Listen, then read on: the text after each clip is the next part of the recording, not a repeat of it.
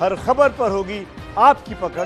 Download कीजिए ABP live app. Rajasthan की सियासत से जुड़ी हुई अब तक की सबसे बड़ी खबर आ रही है। एबीपी न्यूज संवाददाता आदेश रावल ये खबर लेकर आए हैं। देर रात आदेश रावल की सचिन पायलट से बातचीत हुई है और सचिन पायलट ने कहा है कि मैं बीजेपी ज्वाइन नहीं करूंगा। यही है इस वक्त की सबसे बड़ी खबर और आदेश रावल इस वक्त हमारे साथ मौजूद है। आदेश, ये तो बहुत बड़ी खबर आप बता रहे हैं, मतलब ये भी माना जाए इस खबर के बाद कि जो विधायकों का साथ होने की बात कर रहे थे वो निकल गए हाथ से।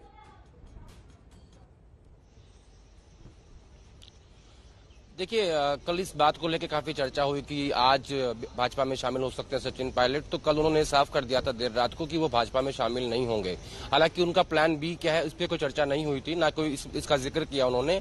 लेकिन अभी जो कल रात में जो नया मोड़ आया है वो कि अशोक गहलोत ने व्हिप जारी कर दी है। 10:30 बजे जो बैठक होने वाली है उसमें व्हिप का मतलब ये है कि जो विधायक सचिन पायलट खेमे के दिल्ली में है उनको एक साफ संकेत दे दिया कि अगर आप लोग नहीं लौटेंगे तो आपकी मेंबरशिप यानी जो आप एमएलए हैं उसकी सदस्यता जा सकती है। वहीं दूसरा संदेश सचिन पायलट को भी दिया है, उनको भी ये बताने की कोशिश हुई है कि पार्टी कड़ी कार्रवाई कर सकती है। हालांकि अभी तक पार्टी की तरफ से किसी को ऑथोराइज नहीं किया गया कि वो उनसे बात करने मनाने की कोशिश करे। हाँ, कल जो संगठन महासचिव केसी वेणुगोपाल है उनकी तरफ से जरूर कुछ प्रयास हुए थे और एक दो जो सचिन पायलट के समकक्ष नेता हैं जो उनकी एज ग्रुप के हैं, जो उनके मित्र हैं, उन्होंने बात करने की कोशिश की थी, लेकिन सचिन पायलट ने उनसे बात नहीं की थी। अब फिलहाल ये देखना होगा कि क्या 10:30 बजे की बैठक में जो विधायक नहीं जाते हैं क्या उनकी सदस्यता चली जाएगी या फिर सचिन पायलट के खिलाफ पार्टी की कड़ी कार्रवाई करती है।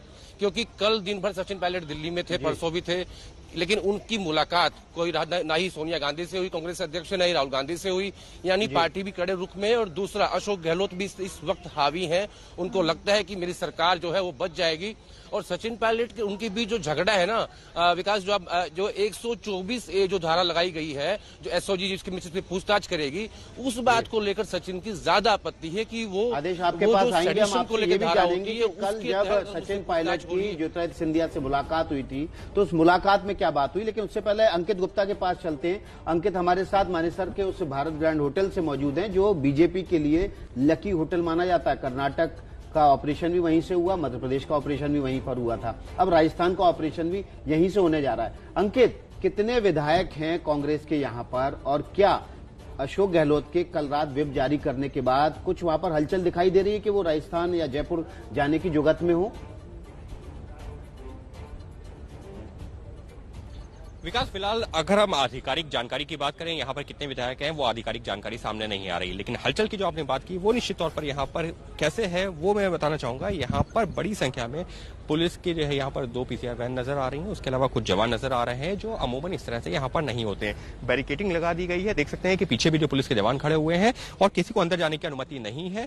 सिर्फ पूछा जा रहा है कि आपको अंदर क्यों जाना है, अगर आपका रिजर्वेशन है तब तो आप जाइए, वरना ऐसे अंदर जाने की अनुमति नहीं है।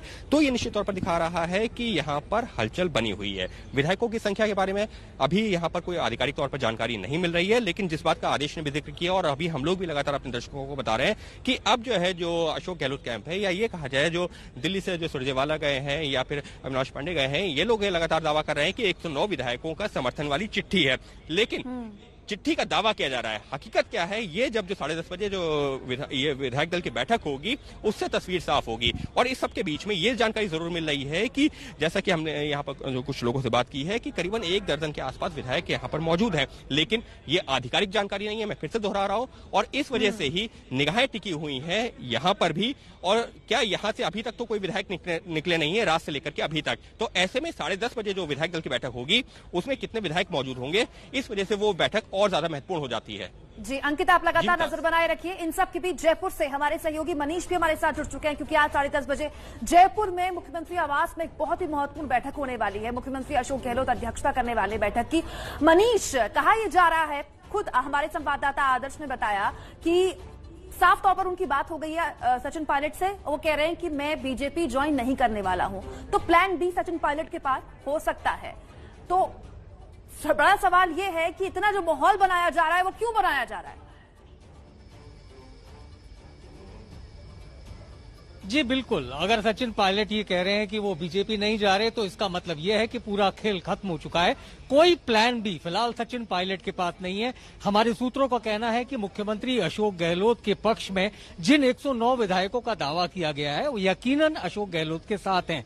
रही बात ये कि क्या सचिन पायलट के साथ में कुछ विधायक हैं, तो मैं ये साफ करना चाहूंगा, जिस ग्रैंड भारत होटल को लेकर के लगातार 48 घंटों से चर्चा चल रही है, एक भी विधायक वहां पर सामने नहीं आया। अगर 109 विधायक स्वीकृति सहमति पत्र पर अशोक गहलोत के लिए हस्ताक्षर करते हैं, 114 कुल विधायक हैं, ऐसे में कितने विधायक पायलट के साथ होंगे अंदाजा लगाया जा सकता है। दूसरा सबसे अहम बात, जितना अशोक गहलोत को हम करीबी जानते हैं, जितनी नजदीकी से जानते हैं, अशोक गहलोत अब सैक्रिफाइस करने के मूड में नहीं है। अशोक गहलोत उस प्रकृति के राजनेता हैं जो ये जानते हैं कि अब सचिन पायलट के लिए यू टर्न जैसी स्थिति नहीं है, वो एक वन वे रोड पर आ चुके हैं और ऐसे में अब कॉम्प्रोमाइज अशोक गहलोत का कोई हथियार नहीं होगा।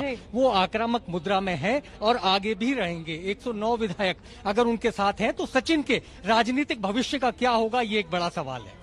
तो राजनीतिक भविष्य पर सवाल खड़े कर देती है ये पूरी घटनाक्रम। जिस तरीके से आदेश रावल हमारे सहयोगी बता रहे हैं कि उनसे बातचीत में सीधा सीधा कह दिया गया है सचिन पायलट की तरफ से कि मैं बीजेपी ज्वाइन नहीं करने वाला हूं। कांग्रेस नेता शशि थरूर ने एक ट्वीट किया है, अब वो सामने आपके रख देते हैं, क्योंकि शशि थरूर लगातार कह रहे हैं कि कांग्रेस पार्टी का एक अपना इतिहास रहा है और इस इतिहास को बनाए रखना बहुत जरूरी हो जाता है।